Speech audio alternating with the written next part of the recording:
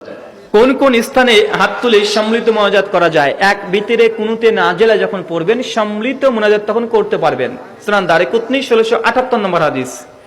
2, সহিহ বুখারী হাদিস নাম্বার 1910-11, বৃষ্টি প্রার্থনা সালাতের সময় সম্মিলিত হাত তুলে মোনাজাত করতে পারবেন। এরকম কয়েকটা জায়গা আছে যেখানে সম্মিলিত হাত তুলে মোনাজাত করা যায়, তবে ফরজ নামাজের শেষে নয়।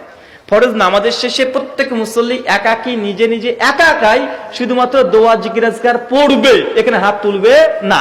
অনেক মানুষ মনে করে দোয়া মানে হাত তোলা, হাত না তুললে যেন দোয়া হয় না তাই মনে হয়। আছে না ভাই? এটা মানুষের মধ্যে মাথার মধ্যে একটা করোনা ভাইরাস। এটা কি ভাইরাস? এটা করোনা ভাইরাস। যারা মনে করেন হাত না তুললে দোয়া হয় না, এটা করোনা ভাইরাস। কেন দোয়া মানে হাত তুলতে হবে, ধারণাটাই ভুল। অনেক দোয়া আছে হাত না তুলেই করতে হয়। তোমার মসজিদে ঢোকার দোয়া আছে না নেই? হাত তোলেন, ইমামকে ডাকেন।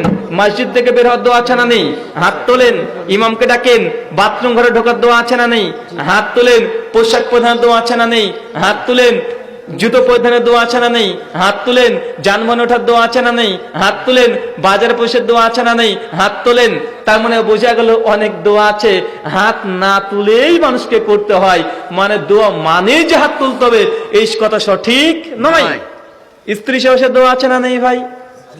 কারা কারা হাত তোলেন?